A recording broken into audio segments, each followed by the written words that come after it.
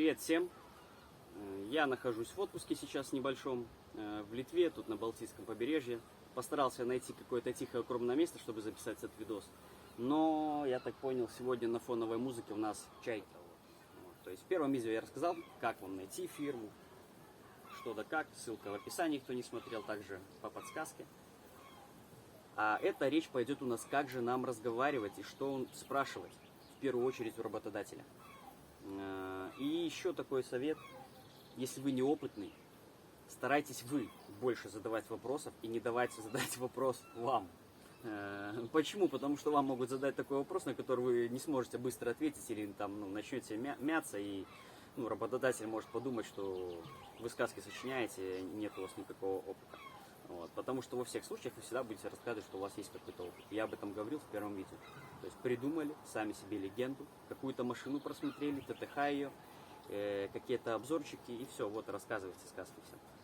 И нормально все будет.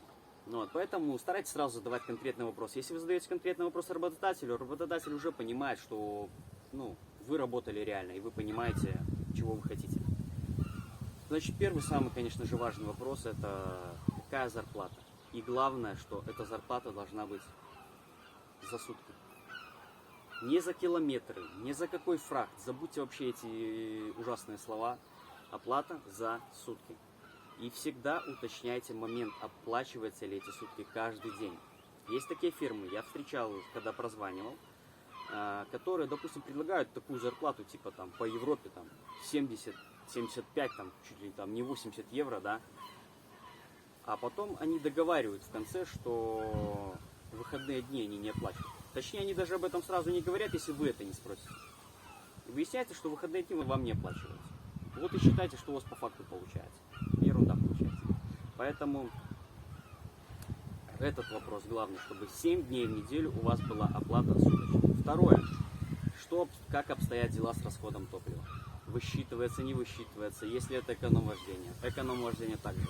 Я рассказал про эконом-вождение, как смог. Но это у меня по Скандинавии, это не по Европе. По Европе все гораздо проще. Значит,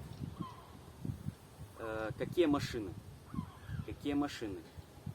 Потом, где вы меняетесь? Меняетесь ли вы в этой стране трудоустройства, либо же добираетесь на бусах там, или на чем там, на самолетах до какой-то страны Европы, до Германии, до Франции, до Бельгии.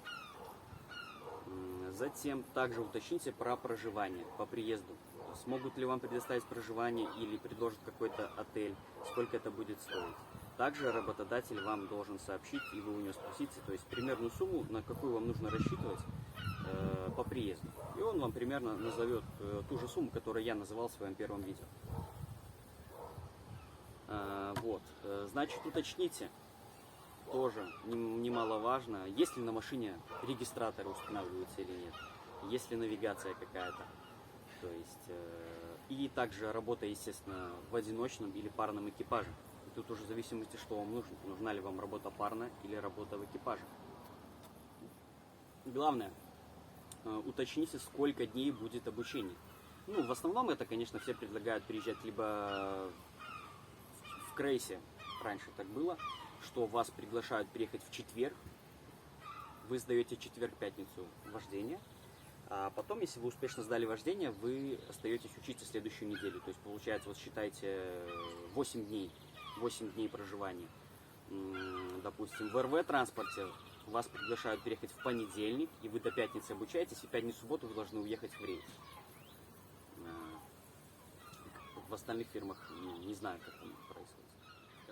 Также уточняйте у работодателя по ремонту автомобилей, как он происходит, где, в каких условиях. То есть вам сами понимаете, что вам не надо работать так, где вы будете ковырять там где-то на стоянке.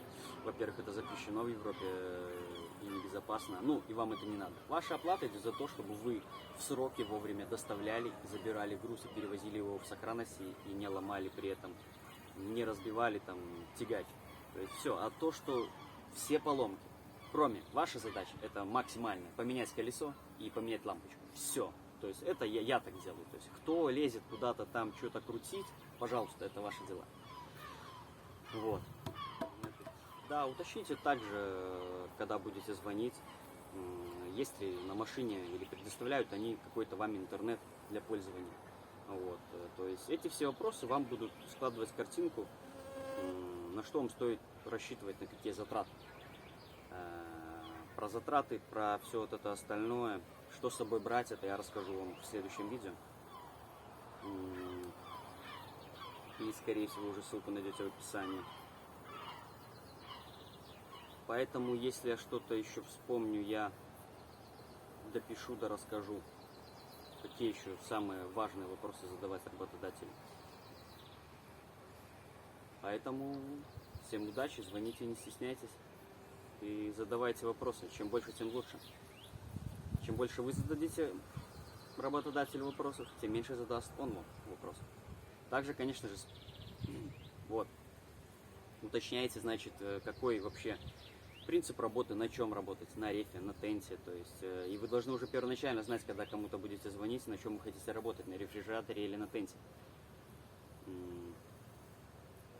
Также по каким направлениям, по каким маршрутам вы будете ездить. Ну, условия, в общем, работы, поскольку, сколько вы будете в рейсе, сколько вам можно будет дома. То есть основное то, что вам необходимо. Также стоит уточнить, оплачивается ли отпуск, но, скорее всего, вам ответят, что ничего вам не оплачивается. Ваши суточные – это вся ваша зарплата, которая есть. Все больничные, отпуска – это все за ваш счет. Вот так. Поэтому всем удачи, пока.